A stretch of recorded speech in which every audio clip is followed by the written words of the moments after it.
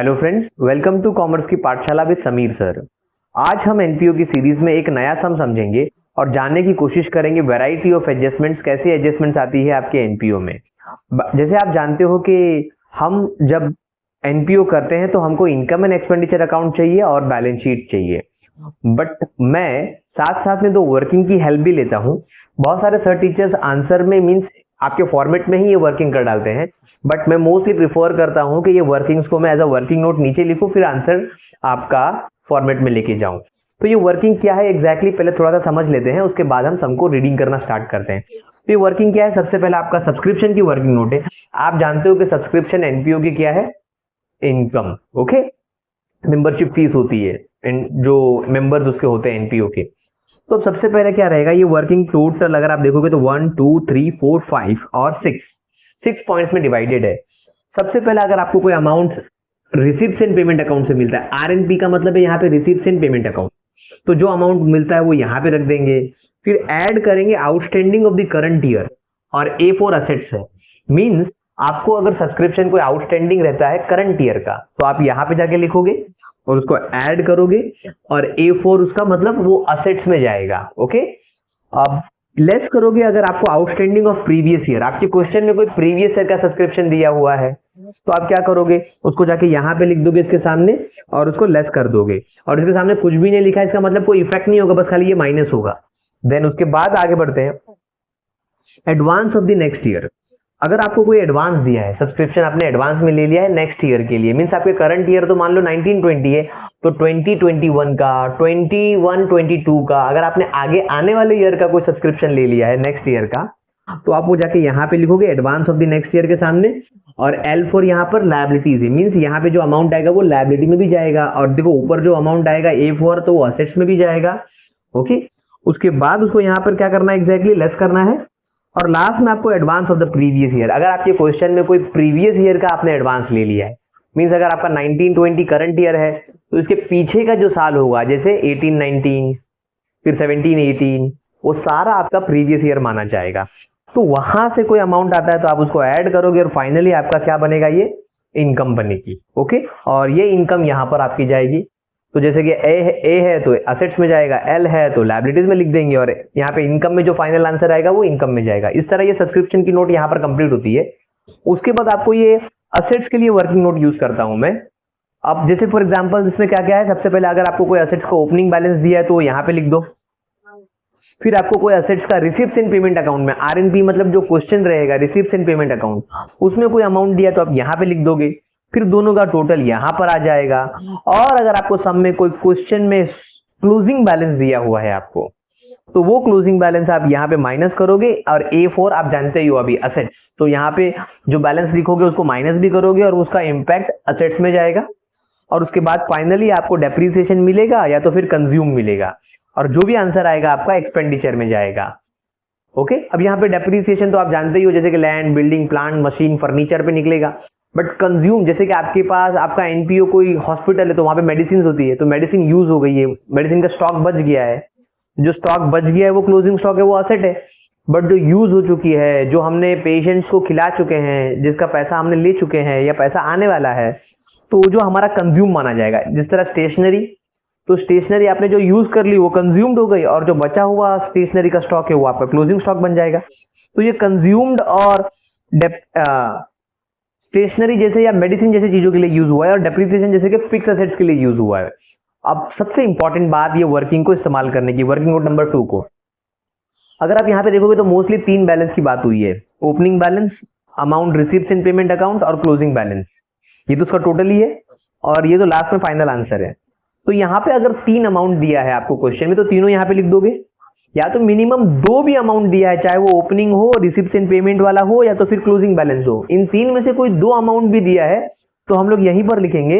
But मान लो कि तीनों में से सिर्फ एक ही अमाउंट दिया है उस असेट्स का, उस पर्टिकुलर असेट्स का, तो आपको यहाँ पे वर्किंग में लाने की जरूरत नहीं है, डायरेक्टली आप उसको यहाँ पर असेट्स में लिख सकते हो, आपका टाइम बचेगा। बट किसी भी वर्किंग का, किसी भी असेट्स का अगर आपको 3 बैलेंस दिया है, जिसका ओपनिंग हो और आपको रिसिप्ट्स एंड पेमेंट अकाउंट में हो और क्लोजिंग हो, तो आप यहीं पर लेकर आओगे। या मिनिमम 2 बैलेंस दिया है, जैसे फॉर एग्जांपल ओपनिंग दिया है, रिसिप्शन पेमेंट का नहीं दिया और क्लोजिंग दे दिया है, तो भी यहां पर लेकर आओगे, आपको सम थोड़ा सा इजी पड़ेगा और जल्दी होगा, बहुत ज्यादा सोचने की जरूरत नहीं पड़ेगी। ओके, इसीलिए मैंने ये वर्किंग बना के रखा है, तो प्लीज आप इसका हेल्प लीजिए और सम ट्राई कीजिए सॉल्व करना, देखो आपको भी आ जाएगा। तो लेट मी स्टार्ट, मैं आपको दिखाता हूं कि वर्किंग कैसे यूज होती है एक सम के साथ। तो मैं क्वेश्चन स्टार्ट करता हूं हमारी सीरीज का। नेक्स्ट क्वेश्चन को मैं पढ़ना स्टार्ट करता हूं। From the following particulars relating to Radha Krishna charitable hospital. तो यहाँ पे आपका एनपीओ कौन सा, एक हॉस्पिटल है जिसका नाम है Radha Krishna Pune. Prepare income and expenditure account for the year ended 31 March 2020 and balance sheet as on that date. Very important, यहाँ पे आपका ईयर एंड क्या हो रहा है 31 मार्च 2020। तो स्टार्ट कब हुआ होगा 19 में अप्रैल को, तो ये आपका करंट ईयर हो गया। अब इसके आगे आने वाला जैसे 20, 21, 21, 22 ये सब कौन सा हो जाएगा, नेक्स्ट ईयर हो जाएगा। और इसके पीछे आने वाला मींस आपका जो करंट ईयर है इसके पीछे बैक साइड आने वाला, जैसे फॉर एग्जांपल कौन सा आएगा 18, 19 या फिर आपको आ जाएगा 17, 18, तो वो सब कौन सा हो जाएगा आपका प्रीवियस ईयर हो जाएगा। ओके, तो ध्यान रखना इस बात को। इसके आगे हमारे करंट ईयर के आगे आने वाला सब नेक्स्ट ईयर और हमारे करंट ईयर के पीछे आने वाला सब प्रीवियस ईयर। तो मैं स्टार्ट करता हूं क्वेश्चन को रीड करना। सबसे पहले देखो आपको एक रिसीप्ट एंड पेमेंट अकाउंट दिया हुआ है और रिसीप्ट एंड पेमेंट अकाउंट में सबसे पहले रिसीप्ट साइड पे जाएंगे, डेबिट साइड पे। अब यहां पर आपको देखो एक ओपनिंग बैलेंस और उसमें कैश लिखा हुआ है 8,230 रुपीज दिया हुआ है। ये ओपनिंग कैश है, मतलब जब ये एनपीओ अप्रैल में स्टार्ट हुआ था इनके पास इतना कैश अमाउंट था। अब ओपनिंग बैलेंस हमको इस सम में कहीं पर यहां पर इस्तेमाल करने की जरूरत नहीं है। ये जो हमारा सम है यहाँ पर जो हमारा फॉर्मेट है, बिकॉज ये हमारा ईयर एंडेड 18-19 का है। 18-19 में हम जो भी असेट्स लिखते हैं, सॉरी 18-19 बोल रहा हूं, 19-20 का है और 19-20 हमारा करंट ईयर है। तो हमारी असेट्स और लायबिलिटी हमेशा क्लोजिंग बैलेंस वाली आती है, ना ही कि ओपनिंग बैलेंस वाली। तो इट मींस ये जो ओपनिंग बैलेंस है उसको हम इग्नोर करेंगे, बिकॉज जब कभी भी हमारा ईयर क्लोज होता है तो जो क्लोजिंग बैलेंस होता है असेट्स एंड लायबिलिटी का मींस 2020 का जो भी क्लोजिंग बैलेंस रहेगा वो सब हम यहाँ पे जाके लिखेंगे। ओपनिंग बैलेंस हम यहाँ पे नहीं यूज करते हैं।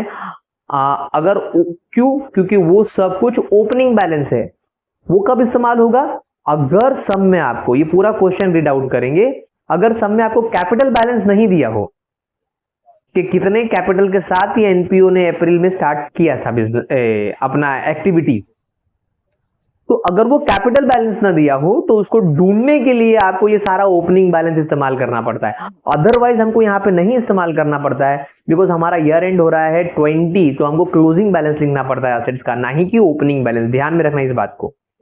तो ये ओपनिंग बैलेंस कहीं पे भी इस्तेमाल नहीं होने वाला फिलहाल। अगर सम में आगे जाके मालूम पड़ा कि कैपिटल बैलेंस नहीं दिया है तो ये ओपनिंग बैलेंस इस्तेमाल होगा, यहां पर नहीं। एक ओपनिंग बैलेंस शीट बनानी पड़ेगी छोटी सी, जिसमें हमको कैपिटल बैलेंस ढूंढना पड़ेगा, तो वहां पर जाकर ये यूज होगा। ओके, ओपनिंग कैपिटल ढूंढने के लिए आपका मींस आपने जब एनपीओ स्टार्ट किया था इस अप्रैल में तो कितने कैपिटल के साथ स्टार्ट किया था, बट वो तो बात की बात है, सब में रीड करने पे मालूम पड़ेगा कि इसमें कैपिटल दिया है कि नहीं दिया। ओके, आगे बढ़ते हैं। सब्सक्रिप्शन आ गया, आपको डायरेक्टली आप वर्किंग में लेके जाओगे और ये अमाउंट कहां से मिला है, रिसीप्ट एंड पेमेंट अकाउंट, तो आरएनपी के सामने लिख दोगे। उसके बाद आप देखोगे डोनेशन जनरल है। अगर स्पेसिफिक डोनेशन होता है जैसे कि donation for building, donation for furniture, donation for library, donation for lab, तो हम लोग इसको बोलते हैं लायबिलिटी। बट ये जनरल डोनेशन है, तो जनरल डोनेशन क्या होता है, आपकी इनकम होती है, तो इनकम में लेके जाएंगे। नेक्स्ट, इंटरेस्ट ऑन इन्वेस्टमेंट आपकी इनकम है, आपने इन्वेस्टमेंट पे इंटरेस्ट कमाया एनपीओ ने। फिर प्रोसीड्स फ्रॉम चैरिटी शो, इन्होंने कोई चैरिटी शो किया था तो वहां से आपको प्रोसीड्स मींस थोड़ी बहुत इनकम हो गई है, तो वो भी इनकम है। अब एक्सपेंसेस पे चलते हैं, तो हॉस्पिटल है तो उन्होंने क्या किया था, मेडिसिन परचेज किया था, तो मेडिसिन का स्टॉक परचेज किया, ये खर्चा नहीं किया। अभी कितनी मेडिसिन यूज की होगी वो खर्च हो गई ना, मेडिसिन का स्टॉक परचेज करना, फिर उसमें से कितनी मेडिसिन यूज हो गई तो वो कंज्यूम्ड हो जाएगा। इन शॉर्ट ये मेडिसिन कहां पे लेके जाएंगे हम लोग, यहां पर लेके जाएंगे आपकी वर्किंग नोट नंबर 2 में, क्योंकि ये आपके जो बची हुई मेडिसिन रहेगी वो आपका असेट्स रहेगा, क्लोजिंग स्टॉक, तो वो सब देखना पड़ेगा। बट फिलहाल इतना समझो कि जो मेडिसिन है हम उसको कहां पे लेके जाएंगे, ये आपका जो वर्किंग नोट नंबर 2 है वो भी कहां पे लिखेंगे, उसमें जो amount in receipts and payment account दिया है ना वहां पे लिखेंगे, बिकॉज ये कहां से मिल रहा है आपको, रिसीप्ट्स एंड पेमेंट अकाउंट से। देखो मैंने इसको असेट क्यों बोला मैं समझाता हूं।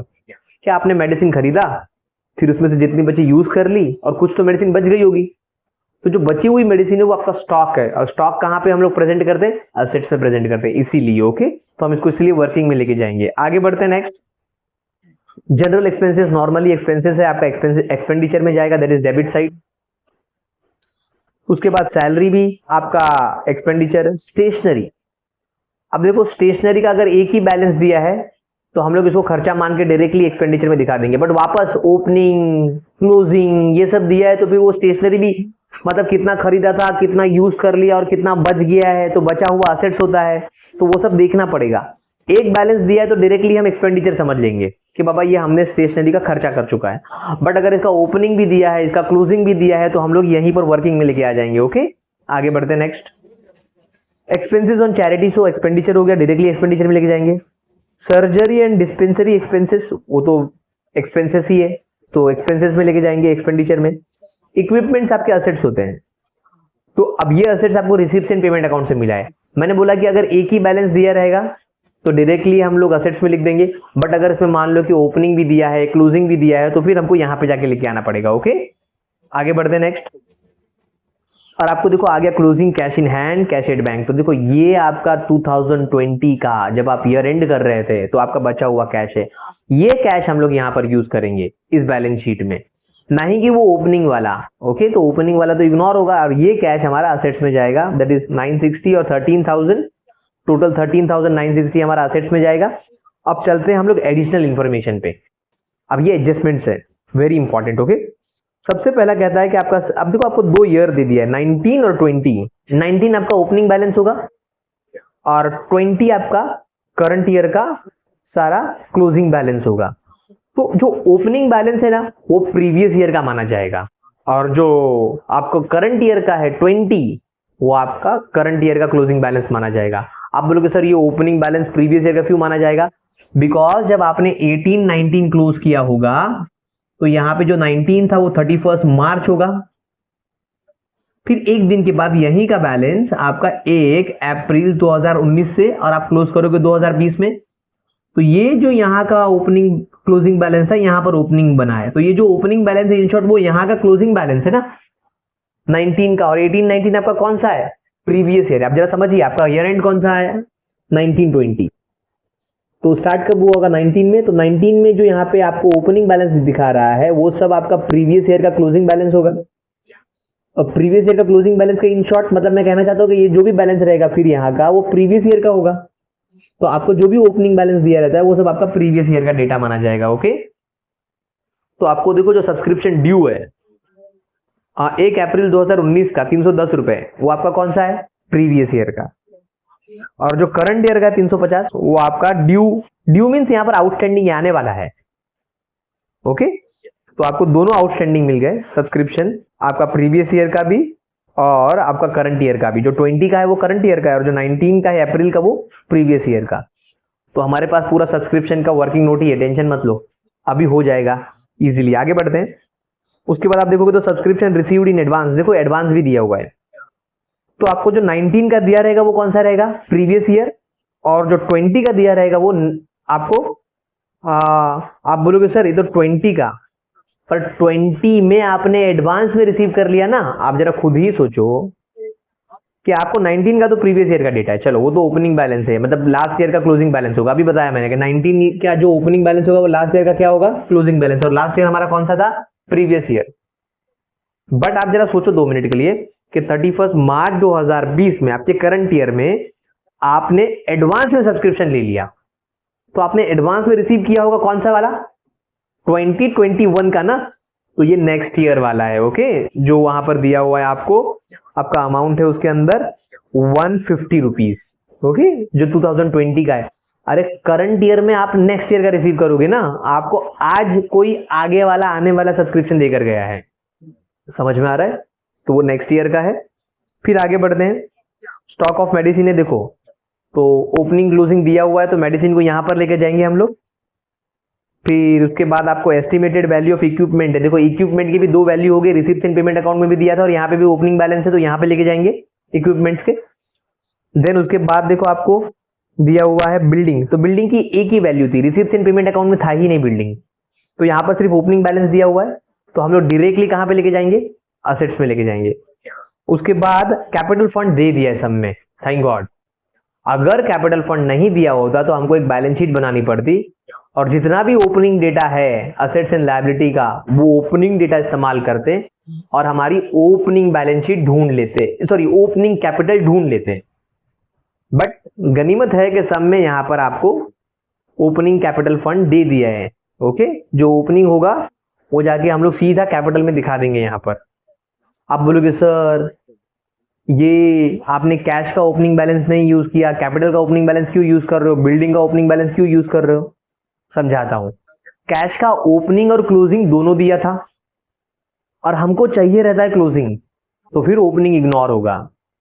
कैपिटल का ओपनिंग बट क्लोजिंग नहीं दिया है तो फिर ओपनिंग को ही क्लोजिंग मान लेना पड़ता है। जब दोनों दिया हो ओपनिंग और क्लोजिंग तो आप क्या करोगे, ओपनिंग को इग्नोर करोगे और क्लोजिंग वाला अमाउंट लोगे। बट जब ओपनिंग दिया और क्लोजिंग नहीं दिया है तो आपके पास कोई रास्ता नहीं बचता, ओपनिंग को ही क्लोजिंग मानना पड़ता है। इसीलिए बिल्डिंग का अमाउंट हम ले लेंगे, इसीलिए कैपिटल का अमाउंट हम ले लेंगे। रीजन क्या है, क्योंकि उसका क्लोजिंग बैलेंस नहीं दिया है। और कैश का क्यों ले लिया, बिकॉज उसका ओपनिंग और क्लोजिंग दोनों अवेलेबल था। ओके, आगे बढ़ते हैं।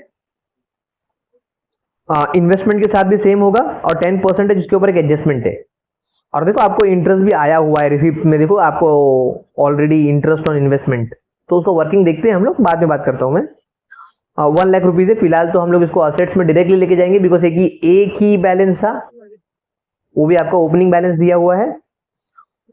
तो लास्ट में कहता है कि provide depreciation on equipment 1900 rupees and building 1500 rupees. मतलब जब हम लोग डेप्रीसिएशन लिखे, बिल्डिंग लिखेंगे और इन्वेस्टमेंट लिखेंगे तो ध्यान रखना है कि उसके ऊपर डेप्रीसिएशन है इक्विपमेंट्स पे और बिल्डिंग पे। अब यहाँ पर सम की रीडिंग खत्म होती है और हमको सम स्टार्ट करना है। तो लेट मी स्टार्ट सम। सबसे पहले स्टार्ट करता हूँ। आपको देखो यहाँ पर बैलेंस ब्रॉट डाउन दिया, मैंने क्या बोला था, ये कैश है, ओपनिंग भी और क्लोजिंग भी है, तो आपको ओपनिंग का डेटा क्या करना है, इग्नोर करना है। Then next subscription, very important, 52,000 दिया है और ये अमाउंट कहां से मिला हमको, रिसीप्ट्स एंड पेमेंट अकाउंट। तो देखिए इधर amount as per receipts and payment account, तो यहां पर जाके लिख देंगे कि बाबा 52,000 था, ये amount receipts and payment account से है। अब सब्सक्रिप्शन का और डेटा देखते हैं आगे, ठीक है। उसके बाद सब्सक्रिप्शन का डेटा नहीं दिया, डोनेशन का दिया है, तो डोनेशन हम लोग कहां पे जाके लिख देंगे, इनकम में, जनरल डोनेशन है हमारी। अच्छा ये इरेज करना है मुझे।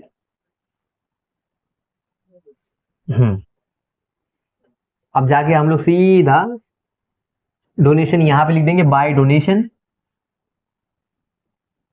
और ये अमाउंट था हमारा 17,500। देन नेक्स्ट उसके बाद है आपको इंटरेस्ट ऑन इन्वेस्टमेंट 10,000 रुपीज का आपको इंटरेस्ट मिला है इन्वेस्टमेंट पे, हमारी इनकम है बाय इंटरेस्ट 10,000। देन नेक्स्ट आगे बढ़ते हैं। उसके बाद आपको है प्रोसीड्स फ्रॉम चैरिटी शो, ये भी इनकम है 8,530 की, तो इनकम में जाके लिख देंगे by proceeds from charity show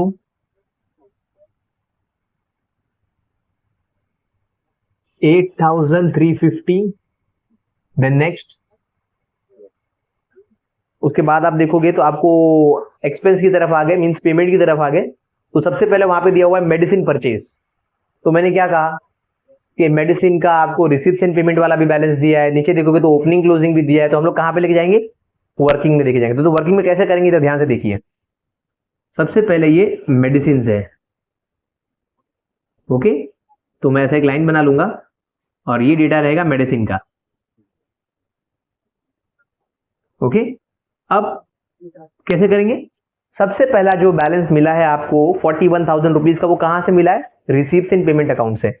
तो जाके amount in receipts and payment account में जाके लिख दूंगा 41,000 कि बाबा मुझे ये अमाउंट जो मिला है वो रिसीप्ट्स एंड पेमेंट अकाउंट से मिला है, ओके। 41,000 का लिख दिया। आगे बढ़ते हैं। फिर आप देखोगे तो जनरल एक्सपेंसेस है, तो एक्सपेंडिचर में जाएगा यहां पर, और अमाउंट है इसका 1,050 rupees to general expenses 1,050 rupees. Then next उसके बाद है आप देखोगे तो सैलरीज 23,500 एक्सपेंडिचर है, तो यहां पे टू सैलरी 23,500। उसके बाद आप देखोगे तो स्टेशनरीज है। अभी स्टेशनरी का देखो यहाँ पर एक बैलेंस दिया है, okay, receipt and payment account में, और आप नीचे देखोगे तो स्टॉक ऑफ स्टेशनरीज नहीं दिया है, ओके। स्टेशनरी का नीचे कोई भी बैलेंस नहीं दिया है। अगर नीचे एडजस्टमेंट्स में कहीं दिया होता स्टेशनरीज का बैलेंसेस, तो मुझे कहां पे लेके जाना पड़ता, वर्किंग नोट में, जिसका ओपनिंग क्लोजिंग दिया हो या कम से कम 2 बैलेंस दिया हो तो हम उसको वर्किंग में कर लेके जाते हैं, ओके।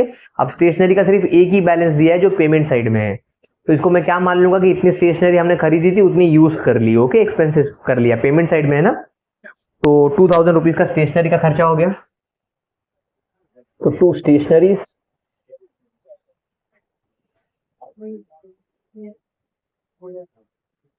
उसके बाद आगे बढ़ते हैं। उसके बाद देखोगे तो आपको मिलेगा चैरिटी शो का एक्सपेंसेस है 550 का, तो ठीक है, लिख देते हैं यहाँ पे एक्सपेंस ऑन चैरिटी 500 का था या 550 का था, ओके 550। नेक्स्ट आगे बढ़ते हैं। उसके बाद सर्जरी एंड डिस्पेंसरी एक्सपेंसेस आपको हो गया 4200 का। तो सर्जरी एंड डिस्पेंसरी, ठीक है, 4200 रुपीज का। नेक्स्ट इक्विपमेंट्स है। अब इक्विपमेंट आपका असेट होता है और इसके ऊपर देखो नीचे अगर आप देखोगे तो उसका इक्विपमेंट का ओपनिंग बैलेंस भी दिया हुआ है आपको। तो मैंने क्या कहा था कि जब किसी भी असेट्स का 2 वैल्यू दिया रहेगा तो आप उसको वर्किंग में लेके जाओगे। तो यहां पे जाके वर्किंग में एक और लाइन खींच देंगे ऐसा, और यहां पे जाके मैं लिख दूंगा ये इक्विपमेंट्स वाला है, ओके। हाँ, अब इक्विपमेंट का ये कौन सा बैलेंस है, मुझे कहां से मिला है, रिसीप्ट्स एंड पेमेंट अकाउंट से। वो बॉक्स हमारा जो है रिसीप्ट्स एंड पेमेंट अकाउंट है ना, तो कितना अमाउंट है 10,000। तो ये 10,000 हम लोग बराबर रिसीप्ट्स एंड पेमेंट अकाउंट के सामने लिख देंगे, क्योंकि देखिए कैसे होता है। फिर आगे बढ़ते हैं, हमारे पास आपको क्लोजिंग कैश इन हैंड और कैश एट बैंक दिया हुआ है, कैरिड डाउन, तो उसको हम असेट्स में लिख देंगे, cash in hand cash at bank. तो देखो यहां पर cash in hand and cash at bank, जो भी अमाउंट था उसका डाल देंगे 960 और 13,000, 960 और 13,000, तो बाहर आ जाएगा 13,960, ओके। आगे बढ़ते हैं नेक्स्ट। अब आगे एडिशनल इंफॉर्मेशन पे। सबसे पहला यहाँ पे आपको सब्सक्रिप्शन ड्यू दिया है। मैंने क्या बताया, जो आपका 1 अप्रैल 2019 का जो ओपनिंग बैलेंस होता है वो सारा प्रीवियस ईयर का डेटा माना जाता है। अभी मैंने बताया यहाँ पर, बिकॉज वो सब प्रीवियस ईयर का क्लोजिंग था तो इस साल ओपनिंग हुआ है, ओके। तो देखो ये सब्सक्रिप्शन 310 रुपए का है, वो आपका प्रीवियस ईयर का है, और ड्यू मतलब आउटस्टैंडिंग, ओके। तो यहाँ पर देखो outstanding of a previous year दिया हुआ है ना, तो यहाँ पे जाके लिख देंगे, और ये जो ओपनिंग बैलेंस है वो कौन सा है, प्रीवियस ईयर का। तो मैं यहाँ पे बराबर जाके लिख दूंगा 310 रुपए, और इसको माइनस कर दूंगा बिकॉज यहाँ पे माइनस का साइन है ना, outstanding of the previous year, तो माइनस कर दिया। उसके बाद आगे आप देखोगे उस बॉक्स में तो आपको दिखेगा करंट ईयर का 31 मार्च 2020, मीन्स जो क्लोजिंग बैलेंस होता है वो आपका करंट ईयर का माना जाता है। तो वहां पर 350 रुपए है, तो ड्यू मतलब आउटस्टैंडिंग था, तो ये देखो outstanding of the current year, तो यहां पे जाके लिख दूंगा। कुछ नहीं है, बस खाली आपको बैलेंस पुट करना है इसके अंदर, ऑटोमेटिक आपको वर्किंग आंसर दे देगा। वहां पे लिख दिया। उसके बाद और कोई सब्सक्रिप्शन का डेटा है क्या, हाँ नीचे है देखो, सब्सक्रिप्शन रिसीव्ड इन एडवांस। अब आपका जो ओपनिंग था वो सब प्रीवियस ईयर का डेटा था, तो आपने देखो यहाँ पर एडवांस में सब्सक्रिप्शन है प्रीवियस ईयर वाली, कितनी है 600 रुपीज। तो देखो एडवांस ऑफ प्रीवियस ईयर, तो यहाँ पर है ना, तो 600 रुपीज यहाँ पे डेटा इसके सामने बराबर रख दूंगा। और आपको देखो करंट ईयर में भी आपने एक एडवांस रिसीव की है, आपका जो चल रहा है साल उसमें अगर आप एडवांस रिसीव कर रहे हो तो वो एडवांस कौन सी होगी, आने वाले साल की, मीन्स वो नेक्स्ट ईयर वाली है। कितनी अमाउंट है 150, तो देखो advance of the next year भी दिया हुआ है 150।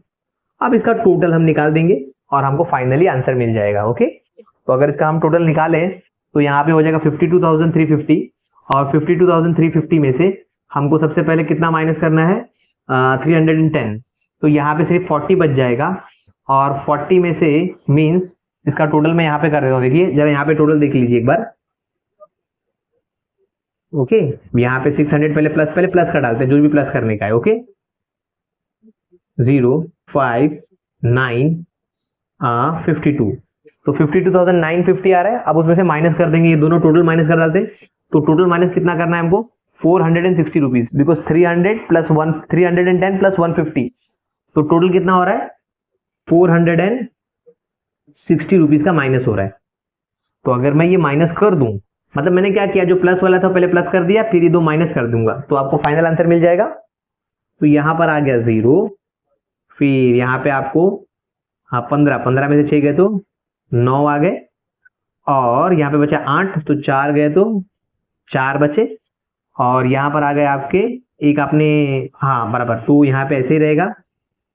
तो आपको आंसर कितना आ रहा है? 52,490 फाइनल, ये सबका प्लस माइनस। ओके, तो आपका सब्सक्रिप्शन का फाइनल आंसर क्या है? 52,490। बात समझ के रखना। ओके, तो ये आपका फाइनल आंसर है। तो अब कैसे करेंगे हम लोग? कैसे किया मैंने? जो amount received in payment account से वो लिख दिया, जो आपका ड्यू मतलब आउटस्टैंडिंग, जो ओपनिंग वाला डेटा था, तो जो स्टार्टिंग में था आउटस्टैंडिंग ऑफ प्रीवियस ईयर, वो यहाँ पे लिख दिया प्रीवियस ईयर के सामने। अब जो 2020 का डेटा था वो आपका करंट ईयर का था, तो वो करंट ईयर के सामने लिख दिया 350। अब नीचे आपको एडवांस दिया था, तो जो ओपनिंग वाला था वो सब प्रीवियस ईयर का था, तो वो advance of the previous year होगा। और आपको उसी में जो क्लोजिंग का डेटा था, मीन्स आपने जो क्लोजिंग में रिसीव किया था 150 रुपए, 150 रुपीज, तो करंट ईयर में था वो, तो करंट ईयर में अगर आपको कोई एडवांस मिल रहा है तो वो कौन सा होगा?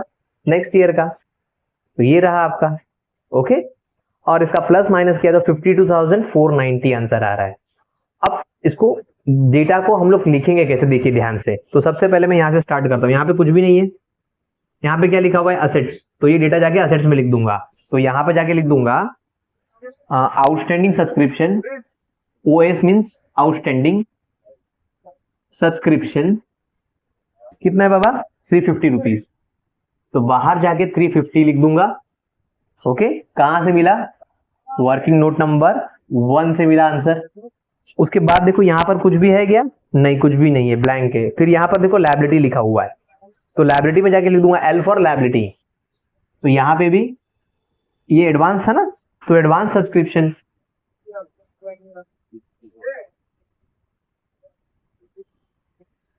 अब ये भी कहां से मिला? वर्किंग नोट नंबर 1 से। कितना अमाउंट है बाबा? 150 रुपए। अब यहां पे भी कुछ नहीं है, और लास्ट में फाइनल आंसर आता है इनकम। तो इनकम में जाके लिख दूंगा बाय सब्सक्रिप्शन। कहां से मिला? वर्किंग नोट नंबर 1 से, है ना। कितना अमाउंट है? 52,490 रुपीज। टडा, कंप्लीट। समझ में आया? तो इस तरह ये सब्सक्रिप्शन की वर्किंग नोट मेरी यहीं पर कंप्लीट हो गई। आगे बढ़ते हैं। अभी आप आगे देखोगे तो आपको स्टॉक ऑफ मेडिसिन है, आप वापस एक बार पॉज करके वापस देख लो कि मैंने कैसे किया है। ओके, बड़ा इजी था। ऐसा करोगे तो आपको बड़ा इजी पड़ेगा सम। बाकी आप जहां पे कंफर्टेबल हो वैसे कर सकते हो, बट इस तरह भी आप कर सकते हो सम को। फिर आगे देखोगे तो क्वेश्चन में आपको नीचे दिया हुआ एडजस्टमेंट में स्टॉक ऑफ मेडिसिन। तो अब देखो मेडिसिन मेरे पास ऑलरेडी यहाँ पर है। तो सबसे पहले लेते हैं जो ओपनिंग स्टॉक है आपका, स्टॉक ऑफ मेडिसिन का 8,000, 1 अप्रैल वाला आपका ओपनिंग स्टॉक है। तो यहां पर देखो ओपनिंग बैलेंस लिखा है ना, तो यहां पे लिख दूंगा मेडिसिन के सामने 8,000। उसके बाद देखो आप उसी लाइन में आगे देखोगे तो आपको 11,000 2020 का दिया हुआ है, वो आपका क्लोजिंग बैलेंस है। तो मैं यहां पर देखो क्लोजिंग बैलेंस मेडिसिन का भी दे दिया हुआ है, और वो अमाउंट था आपको 11,000 रुपीज। और इसको माइनस करूंगा बिकॉज यहां पर देखो माइनस में है ना साइन, तो इसीलिए अब माइनस करूंगा। तो देखते हैं कितना होता है। देखिए आप, ये 49 हो गया। 49 में से आप कितना माइनस कर दोगे? 11,000 माइनस कर दोगे। ओके, तो आपका पहले 9,000 माइनस हो गया, तो आपको 40 बचा, और उसमें से तो यहाँ पे आ जाएगा 38,000 का। करेक्ट। आप 49,000 में से कितना माइनस कर रहे हो? 11,000। ओके, तो आपको डेटा कितना मिलेगा टोटल बाहर? अच्छा पहले इसका टोटल तो निकाल लूं। यहाँ पे आ गया 49, ये टोटल दिया था ना, हाँ उसमें से अभी माइनस कर दिया, तो मेरे को कितना बचा? 38,000 रुपीज। तो ये 38,000 मुझे बताओ डेप्रीसिएशन है कि कंज्यूम्ड है? डेप्रीसिएशन नहीं, कंज्यूम्ड है, बिकॉज मेडिसिन कोई फर्नीचर नहीं है, कोई प्लांट एंड मशीन नहीं है, कोई फिक्स एसेट्स नहीं है। ये मेडिसिन तो यूज हो जाता है ना, तो ये जो भी डेटा आया वो सब क्या हो गया आपका, कंज्यूम्ड हो गया होगा ना मेडिसिन। तो कंज्यूम्ड। अब इसको देखो मैं पोस्टिंग कैसे करता हूं, यहां पर कुछ नहीं लिखा है, यहां पे कुछ नहीं लिखा है, यहां पे कुछ नहीं लिखा, बट देखो क्लोजिंग बैलेंस के सामने क्या लिखा है, ए लिखा है। ए मींस आपका असेट्स होगा, तो यहां पे जाके लिख देंगे closing stock of medicine, because वो क्लोजिंग बैलेंस है ना क्लोजिंग बैलेंस। सॉरी मैंने यहाँ पे कैपिटल बैलेंस लिखा हुआ है, क्लोजिंग बैलेंस आता है, I am very sorry. Okay, capital balance नहीं है वो, क्लोजिंग बैलेंस है, लिखने में गलती हो गई होगी। तो ये जो क्लोजिंग बैलेंस है वो आपका 11,000 यहाँ पे आ जाएगा। वर्किंग नोट नंबर 2 से डेटा मिला, और उसके बाद देखो आपको यहाँ पे कंज्यूम्ड है, तो ये जो कंज्यूम्ड है वो कहां पे जाएगा, आपका एक्सपेंडिचर में जाएगा 38,000 का। तो यहां पे जाके लिख देंगे टू मेडिसिन कंज्यूम्ड। कितना कंज्यूम्ड हो गया भाई, 38,000 का। ओके, ध्यान रखना इस बात को। और कहां से मिला है, वर्किंग नोट नंबर 2 से। बड़ा सिंपल था, यहां पे कुछ नहीं था, यहां पे कुछ नहीं था, ये कैपिटल क्लोजिंग बैलेंस था आपका। तो जो भी आपका क्लोजिंग बैलेंस का डेटा था वो आपका असेट्स में जाएगा, तो लिख दिया। और जो आपको यहाँ पे मेडिसिन मिला था वो डेप्रिसिएशन नहीं था, वो कंज्यूम था, बिकॉज ये मेडिसिन जैसी चीज है ना, इसीलिए। तो यहाँ पर लिख दिया जाके एक्सपेंडिचर में, बिकॉज यहाँ पे देखो मैंने एक्सपेंडिचर लिखा हुआ है। ओके, वर्किंग्स में। हाँ, अब आगे बढ़ते हैं इक्विपमेंट्स पर। तो इक्विपमेंट्स के साथ भी सेम होगा। देखो इसका आपको ओपनिंग बैलेंस दिया हुआ है 15,000, तो जो भी ओपनिंग बैलेंस है वो जाके ओपनिंग में लिख देंगे। इक्विपमेंट के नीचे मैंने बोला था कोई भी दो बैलेंस भी अगर किसी भी एसेट्स का दिया हो तो आपका डेटा डायरेक्टली यहां पे लेके आ जाओगे। ओके, तो अब इसका टोटल कर लेते हैं। तो अगर आप देखोगे 25,000 है, क्या इसका कोई क्लोजिंग बैलेंस दिया है, नहीं, कोई क्लोजिंग बैलेंस नहीं दिया है। ओके, हाँ ठीक है, आपका अगर कोई भी क्लोजिंग बैलेंस नहीं दिया है, फिर आगे देखते हैं उसके ऊपर कुछ एडजस्टमेंट्स है। हाँ, नीचे जाके कहता है आपको कि उसके ऊपर आपको डेप्रीसिएशन देना है, कितना, 1,900 का। देखो नीचे लाइन में लिखा हुआ है 1,900 रुपीज। तो देखो यहाँ पे डेप्रीसिएशन का जगह है ना, तो यहाँ पे जाके लिख देंगे 1,900 रुपीज। ओके, अब कैसे करेंगे, अब देखो आपके पास 25,000 का इक्विपमेंट्स थे टोटल ओपनिंग, और आपने अभी जो करंट ईयर में परचेज किया, तो टोटल 25,000 के इक्विपमेंट्स हो गए। उसके ऊपर आपका सम कहता है कि 1,900 का आपका डेप्रीसिएशन है, तो मैं इसमें से माइनस करूंगा तो ऑटोमेटिक मुझे क्लोजिंग बैलेंस मिल जाएगा। ओके, तो ये जो डेप्रीसिएशन इसमें से माइनस होगा तो ऑटोमेटिक मुझे बैलेंसिंग फिगर मिल जाएगा। तो अगर मैं इसमें से माइनस करूं तो यहां पर कितना आ जाएगा हमारा, 23,100। यस और नो, आप इसमें से माइनस कर दोगे 1,900 को 25,000 में से आपको कितना मिलेगा, 23,100 रुपीज। ये कौन सा बैलेंस हो गया आपका, क्लोजिंग बैलेंस हो गया, कंप्लीट हुआ। अब मैं कैसे करूंगा, अब मैं इसको पोस्टिंग कर दूंगा। तो देखो ओपनिंग के सामने कुछ नहीं लिखा है, रिसिप्ट्स एंड पेमेंट अकाउंट के सामने कुछ नहीं लिखा है, क्लोजिंग के सामने ए लिखा हुआ है, तो वो कहां पे जाएगा, आपका असेट्स में जाएगा। तो मैं यहां पे क्लोजिंग इक्विपमेंट लिखूं या खाली इक्विपमेंट लिखूं तो भी चलेगा। वर्किंग नोट नंबर 2 से आया है, कितना अमाउंट है, 23,100। अब उसको इनर कॉलम में लिखने की जरूरत नहीं है, बिकॉज हमने उसका डेप्रीसिएशन यहीं पे माइनस कर दिया। ओके, इसीलिए अब इसका लास्ट में क्या बचा, एक्सपेंडिचर लिखना पड़ेगा। और ये मुझे बताओ कंज्यूम्ड है कि डेप्रीसिएशन है, कंज्यूम्ड गलत, डेप्रीसिएशन ना, क्योंकि इक्विपमेंट एक फिक्स एसेट्स है। ओके, तो ये डेप्रीसिएशन निकला आपका, कहां पे लिख देंगे, हमारा एक्सपेंडिचर में। तो to depreciation on equipments 1,900 rupees. अब उसके बाद आप देखोगे तो आपको बिल्डिंग दिया हुआ है, तो बिल्डिंग का अमाउंट 40,000 है, उसके ऊपर भी डेप्रीसिएशन। और बिल्डिंग को हम लोग ने यहाँ पे लाया ही नहीं है, क्यों, बिकॉज वो एक ही बैलेंस था। मैंने क्या कहा था, किसी का एक बैलेंस हो तो डायरेक्टली आप असेट्स में लेके जा सकते हो, तो मैं डायरेक्टली असेट्स में लेके लिख दूंगा जाके बिल्डिंग। अरे सर इनर कॉलम में क्यों लिख रहे हो, अरे बाबा डेप्रीसिएशन है ना। सर इक्विपमेंट में क्यों नहीं लिखा, बिकॉज उसका वहीं पर क्लोज हो गया था, वहीं पर हमने वो डेप्रिसिएशन की एडजस्टमेंट कंप्लीट कर ली थी, ओके, इसीलिए इसका डेप्रिसिएशन कितना है 1500 रुपीज, तो माइनस कर देंगे।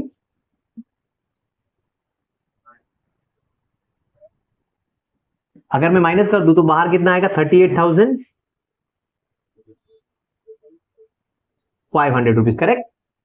अब ये जो हमारा डेप्रिसिएशन है वो हमारा एक्सपेंस हो जाएगा, तो हमारा एक्सपेंडिचर में लिखना पड़ेगा। तो यहां पर आ गया आपका डेप्रिसिएशन ऑन बिल्डिंग, ऊपर वाला इक्विपमेंट था, ओके। हाँ, और अमाउंट था इसका 1500।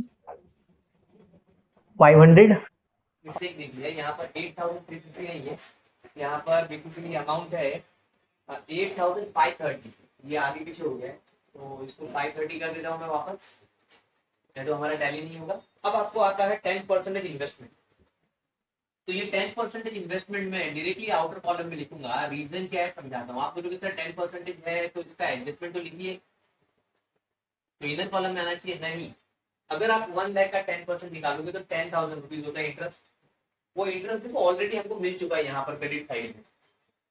अगर 6,000 या 4,000 कुछ मिला होता तो मैं बोलता कुछ बाकी है ना, तो फिर हम लोग उसको इनर कॉलम में लिख के कंपेयर करके अमाउंट निकालते कि कितना और आना बाकी है। जैसे फॉर एग्जांपल 6,000 मिला होता तो मैं बोलता कि 6,000 मिला है और साल भर का इंटरेस्ट होता है 10,000, तो 4,000 बाकी है। ऐसी कोई बात होती अगर वो मतलब कम अमाउंट होता तो, बट अगर 1 लाख का 10% 10,000 होता है जो हमको ऑलरेडी मिल चुका है यहाँ पर, करेक्ट। अब मैंने तो इसलिए ये आउटर कॉलम में जाता है इन्वेस्टमेंट 1 लाख रुपीज। अब मैंने सारी एडजस्टमेंट कर ली, अब मैं क्या करूंगा फाइनली टैली करूंगा, ओके। तो टैली करने के लिए सबसे पहले मैं कौन सा साइड देखता हूँ, क्रेडिट साइड को टोटल करता हूँ, फिर डेबिट साइड को टोटल करता हूँ, जिसमें जो बड़ा बैलेंस रहेगा वो दोनों तरफ पे लूंगा।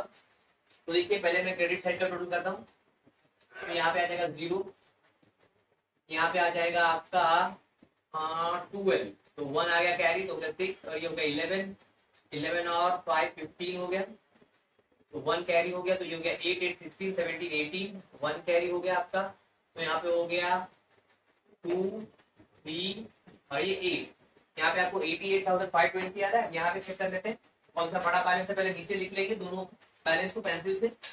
अब यहाँ पे आप देखोगे तो आपको आता है 0 3 5 5 10, वापस 0 1 आ गया इधर, तो 6, ये 11 12 13 13 और ये 9, तो हो गया आपका 22 22 और ये 5 27, तो 7 यहाँ पर आ गया, तो 2 हो गए कैरी, तो हो गए 3 6 7 8 और 8 और ये 12 12 और 20 21 22, 2 कैरी हो गए, तो ये हो गया 4 3 7। बड़ा बैलेंस कौन सा 88,520, तो 88,520 आपका ऊपर आ गया, दोनों तरफ आ गया मीन्स। अब छोटा बैलेंस माइनस कर देंगे 0 2 15 में से 7 गए तो 8, यहाँ पे 7 बचे तो यहाँ बचा 5 और यहाँ पे बचा 1, तो 15,820 आपका सरप्लस निकल रहा है, ओके। अब ये जो भी सरप्लस है हमारे कैपिटल में जाके ऐड हो जाएगा, इसको मैं कहूंगा सरप्लस। आप बोलोगे सरप्लस क्यों, क्योंकि क्रेडिट ज्यादा है ना, इनकम ज्यादा है आपकी, इसीलिए इसको सरप्लस कहा जाएगा, ओके। अब इसको मैं ऐड कर दूंगा पापा सरप्लस को, तो देखिए यहाँ पे सरप्लस ऐड कर दिया 15,820 का। अब आ गया इधर बाहर 0, इधर आ गया 6, ये आ गया 17, ओके, तो ये 17 आ गया, 1 कैरी हो गया, तो यहाँ पर आ गया 6, ये हो गया 8 और ये हो गया 1, तो यहाँ पर आ रहा है 1,86,760। अब इसको टोटल करूंगा फाइनली, यहाँ पे आ गया 0, यहाँ पे आ गया 1 और 8 और ये हो गया 9 और ये 6 और ये 1 और 8 ऐसे आ गया, तो 1,86,910। अब वहां पर टैली करते हैं, देखते हैं कि हमारा टोटल बराबर आता है। अगर दोनों साइड का बराबर आ गया तो सब राइट है, अदरवाइज कोई मिस्टेक है, ओके। चलिए देखते हैं, यहाँ पर आपका आ रहा है 0, फिर अगर देखोगे तो 11, हाँ तो 1 कैरी हो गया, तो हो गया 10 13 13 और ये 14 14 और 5 19, तो 9 आ गया, 1 कैरी हो गया, तो यहाँ पर हो गया आपका 4 4 और ये हो गया 5 5 और ये हो गया 8 8 और 8 16, तो 6 कैरी हो गया, सॉरी 6 लिखा और 1 कैरी हो गया, तो ये हो गया आपका 2 2 और 3 4 5 5 और ये 8, तो यहाँ पर आ गया 8 और ये आखिरी वाला 1, तो 1,86,910। आपका सम दोनों तरह पे टैली होता है, मीन्स ये दोनों बैलेंस आपका लायबिलिटी और असेट्स दोनों जगह सेम आ रहा है और यहाँ पर सम खत्म होता है। Thank you so much.